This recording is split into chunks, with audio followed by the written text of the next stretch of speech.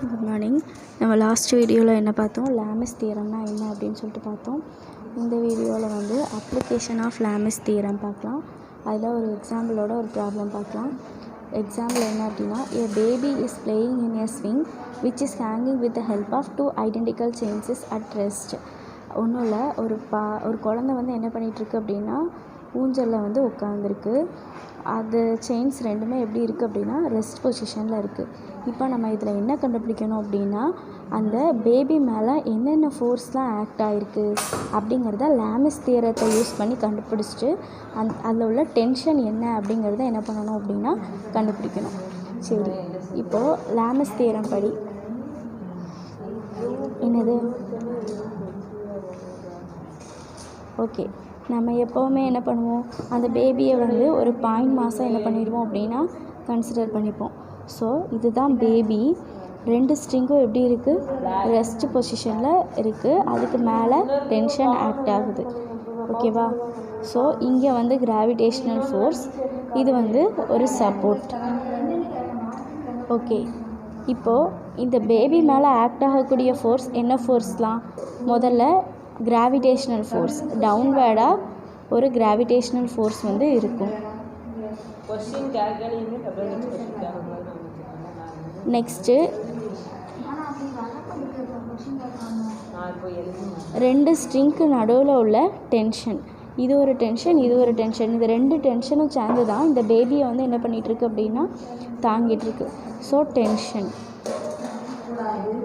Okay, இப்போது இதை என்ன பண்ணிக்கலாம் அப்படின்னா, இந்த மூணு ஃபோர்ஸுமே எப்படி இருக்குது அப்படின்னா கோப்ளானராக இருக்குது அப்படின்னு சொல்லியிருக்கோம். தென் இதை நம்ம ஒரு ட்ரையாங்கிள் ஃபார்மில் என்ன பண்ணிக்கலாம் அப்படின்னா வரைஞ்சிக்கலாம். ஓகே,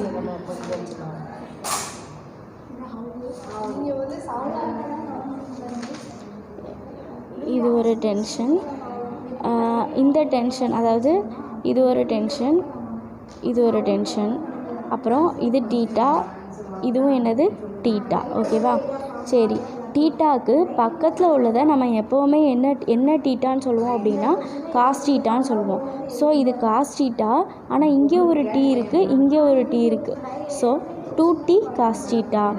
இந்த சைடில் என்ன இருக்குது, டென்ஷன், இதுவும் ஒரு டென்ஷன் தான். ஸோ இது என்னது t சைன் டீட்டா, இது t சைன் டீட்டா.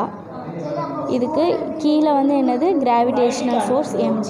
இப்போ லாமிஸ் தியரத்தை யூஸ் பண்ணி நம்ம என்ன பண்ண போகிறோம், டென்ஷன் என்ன அப்படின்னு சொல்லிட்டு கண்டுபிடிக்க போகிறோம். சரி, ஃபஸ்ட்டு t பை ஸோ நான் இந்த டென்ஷன் எடுக்கிறேன். ஸோ t பை என்னது, இந்த t பை அப்படின்னா எனக்கு ஆப்போசிட் ஆங்கிள் வரணும். ஸோ எனக்கு ஆப்போசிட் ஆங்கிள்னால் நான் இதை மட்டும் தான் கன்சிடர் பண்ணுவேன். இது ஃபுல்லாக எனக்கு வேணும், அப்படி தானே? இது ஃபுல்லாக சேர்த்து ஒரு 180 டிகிரி, இது வந்து டீட்டா. ஸோ நான் என்ன போட்டுக்கலாம் அப்படின்னா 180 டிகிரி மைனஸ் டீட்டா. என்ன 180 degree, sine 180 degree minus theta equal to, அப்புறம் நான் இந்த டென்ஷன் எடுக்கிறேன். இந்த டென்ஷன் எடுத்தேன்னா இதுக்கு ஆப்போசிட், அப்போ எனக்கு எந்த பார்ட் வேணும், இந்த பார்ட்டு ஃபுல்லாக எனக்கு வேணும். இது ஃபுல்லாக சேர்த்து ஒரு 180 டிகிரி, இது வந்து ஒரு டீட்டா.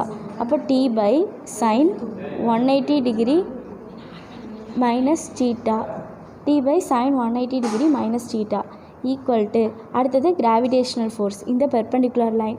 அப்போது mg பை, இது ஒரு சைன் டீட்டா, இது ஒரு சைன் டீட்டா, சாரி, இது சைன் டீட்டா, இது காஸ் டீட்டா, இது 2t காஸ் டீட்டா, இது சைன் டீட்டா. அப்போ எப்படி போட்டுக்கலாம், 2t காஸ் டீட்டா சைன் டீட்டான்னு எழுதிக்கலாமா, 2 காஸ் டீட்டா சைன் டீட்டா அப்படின்னு சொல்லிட்டு எழுதிக்கலாமா? சரி, அப்புறம் t by sine 180 degree minus theta equal to t by sine 180 degree minus theta equal to mg by 2 cos theta sine theta. நம்மளுக்கு ஏற்கனவே 2 காஸ் டீட்டா சைன் டீட்டானா சைன் 2 டீட்டா அப்படின்னு ஒரு ஃபார்முலா தெரியுமா? ஸோ இங்கே சைன் 2 டீட்டா அப்படின்னு எழுதிக்கலாம். அப்புறம் sine 180 degree minus theta, sine 180 degree minus டீட்டானா என்ன தான், அதே சைன் டீட்டா தான் வரும். அப்போது இந்த சைன் 180 டிகிரி மைனஸ் டீட்டாவை எடுத்துகிட்டு நம்ம என்ன பண்ணிக்கலாம், சைன் டீட்டா அப்படின்னு சொல்லிட்டு எழுதிக்கலாமா? ஸோ இதை அப்படியே வச்சுக்கோங்க, சைன் 2 டீட்டா, சைன் 2 டீட்டாவை 2 காஸ் டீட்டா சைன் டீட்டான்னு அப்படியே வச்சுக்கோங்க. ஓகேவா? ஓகே, இப்போது T by sine theta equal to T by sine theta equal to என்ன வந்துடும் mg by 2 sin theta cos theta அப்படின்னு வந்துடும். நம்மளுக்கு ரெண்டுமே ஒரே மாதிரி தான் இருக்குது. ஸோ ஏதாவது ஒன்றை இன்னொரு சைடில் ஈக்குவேட் பண்ணிக்கலாமா? அப்போது T by sine theta equal to mg by 2 sin theta cos theta. சரி, அப்போது இந்த சைன் தீட்டாவும் இந்த சைன் தீட்டாவும் என்ன செஞ்சிடும்? கேன்சல் ஆயிரும். அப்போ நம்மளுக்கு என்ன கிடைக்கும்? t is equal to mg by 2 cos theta அப்படின்னு கிடைக்கும். நம்மளுக்கு டென்ஷனோட வேல்யூ என்னன்னு தானே கண்டுபிடிக்கணும், கண்டுபிடிச்சாச்சு. t is equal to mg by 2 cos theta அப்படின்னு. இப்போது தீட்டாவோட வேல்யூ 0 டிகிரியாக இருந்தது அப்படின்னா காஸ் 0 டிகிரி என்னது? t is equal to mg by 2 cos 0 degree அப்படின்னு போட்டாச்சுன்னா 0 டிகிரி காஸ் 0னா என்னது? 1. அப்போ ஆன்சர் என்ன வரும்னா mg பை 2 அப்படின்னு சொல்லிட்டு வந்துடும். அதாவது ஸ்ட்ரிங்ஸ் ரெண்டுமே வெர்டிக்கலாக இருந்தது, ஹரிசாண்டலாக இல்லாமல் வெர்டிக்கலாக இருந்தது அப்படின்னா நம்மளுக்கு தீட்டாவோட வேல்யூ 0 டிகிரி. ஸோ டென்ஷனும் என்ன வந்துடும் அப்படின்னா mg பை 2 அப்படின்னு சொல்லிட்டு வந்துடும். ஓகே, இப்போ நெக்ஸ்ட் டாபிக் பார்க்கலாம்.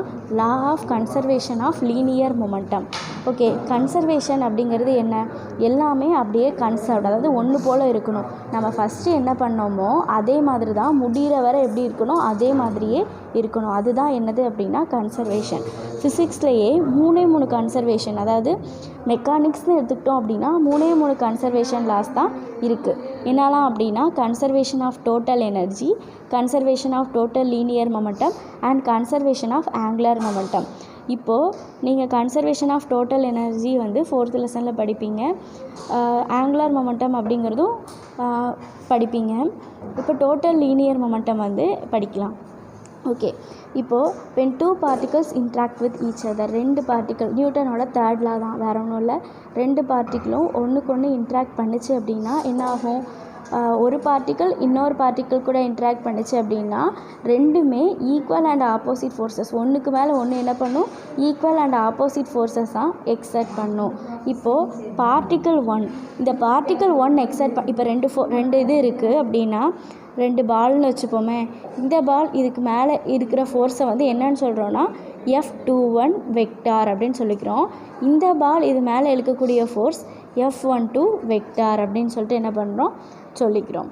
சரி, அடுத்தது இப்போ நியூட்டன்ஸ் 3rd law படி F21 vector is equal to minus F12 vector.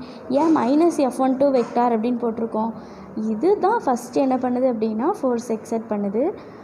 இதோட ஃபோர்ஸ், அதாவது இது எக்ஸர்ட் பண்ணோன்னே தான் அது என்ன பண்ணுது? திரும்ப இன்னொரு ஃபோர்ஸ் எக்ஸர்ட் பண்ணுது. So F21 vector is equal to minus F12 vector அப்படின்னு போட்டாச்சு.